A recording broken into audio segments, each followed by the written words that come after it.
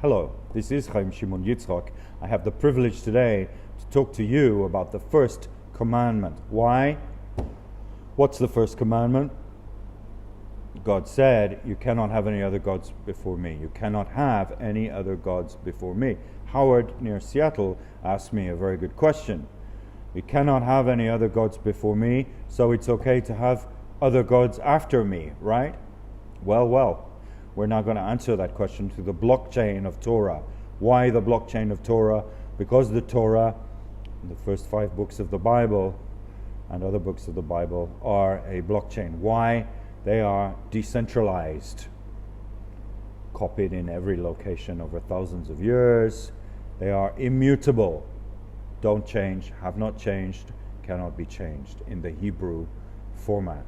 And they are encrypted. So let me go and decrypt that for you a little bit today. Verse 1. וידבר אלוהים את כל הדברים האלה לאמור. And God said, Elohim, God's plural of magnificence, את כל הדברים, all of these words, האלה לאמור. Lemor, saying. Okay, so God pronounced all of these words saying. Number 2.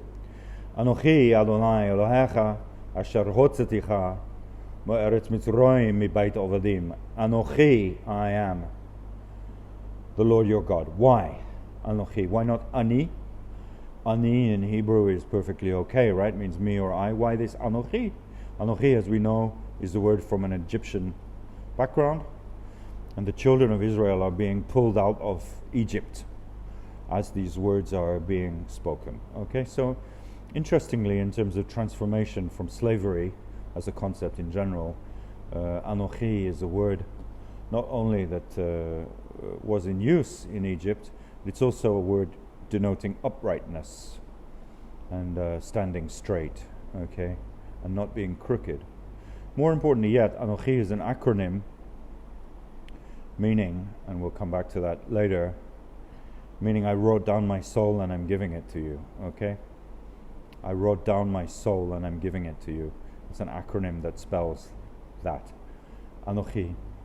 Adonai Elohecha. I'm the Lord your God. Does it say Adonai, Lord? Adonai, Lord? No, it doesn't. It says the Tetragrammaton.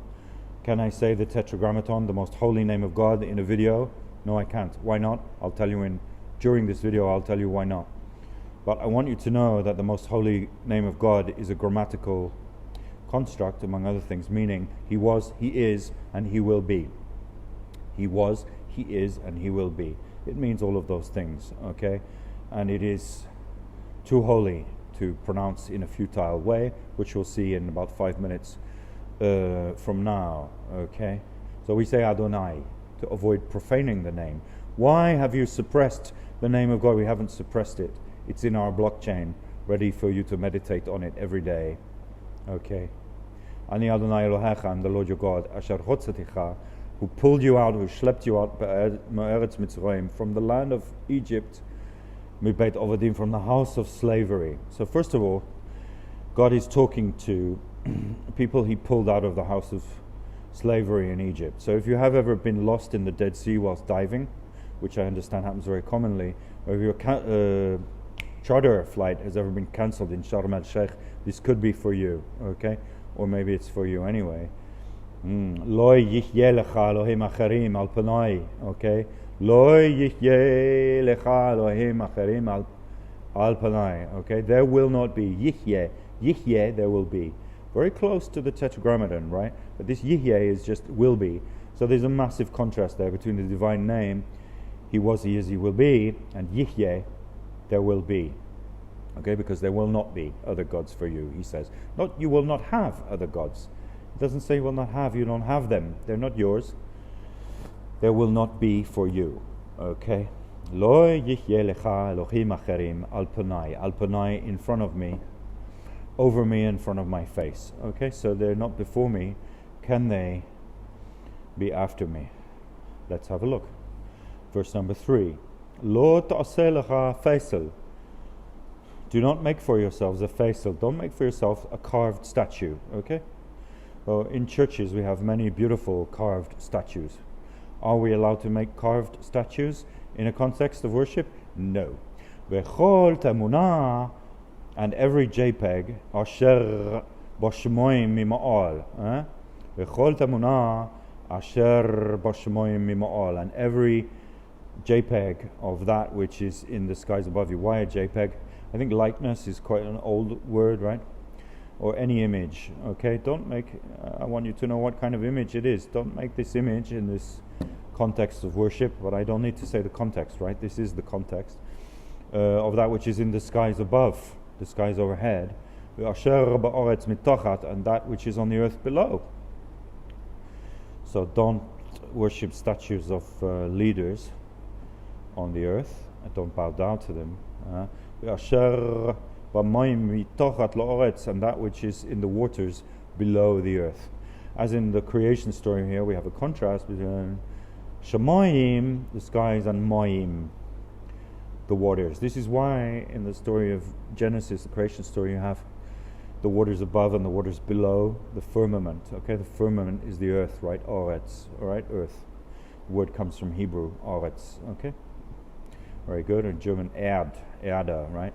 Okay, very nice. What are we doing now? Lo tishtochve lahem. You will not bow down to them. Don't bow down to them. Lo tishtochve lahem. Velo avdim. Velo avdim. Right? Velo of them. Okay. Don't serve them. Don't serve them. Ki anochi Adonai Elohecha Elkanah. For I, Anochi, am Adonai, the holy name, Elohecha, your God, Elkanah, the brooding God, the possessive God, the nesting God. I am a jealous God, he says. Poked avon avot al banim.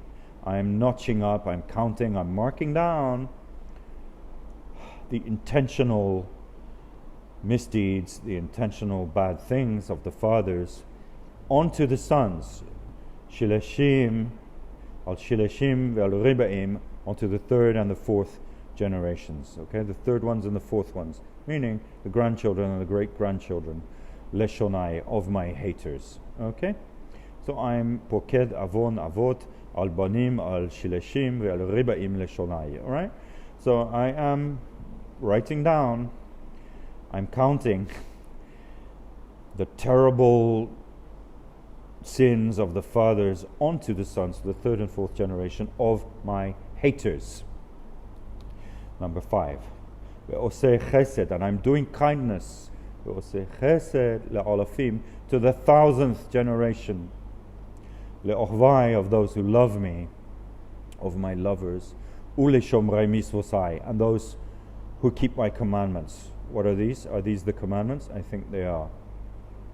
Okay. Mitzvosai. Okay, why not use the name of God in a video? Lo tisat shem Adonai Elohecha lashav.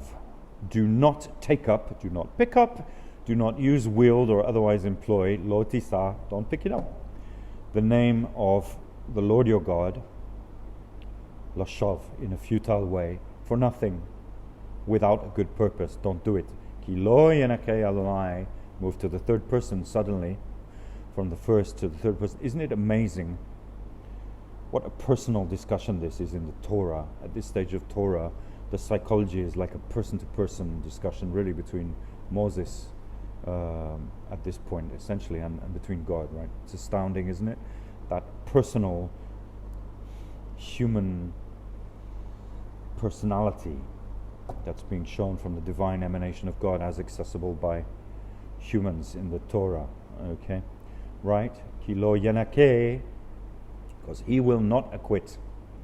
The Lord your God will not acquit. He will not let it go. Not going to forget about it, okay? Et asher yisa et shemoi lashav, those who take up his name pointlessly, okay? Good. So thank you very much indeed for your time and watching this. I hope I've answered your question through little reading of the Torah, and I look forward to seeing you next time. Thank you very much indeed.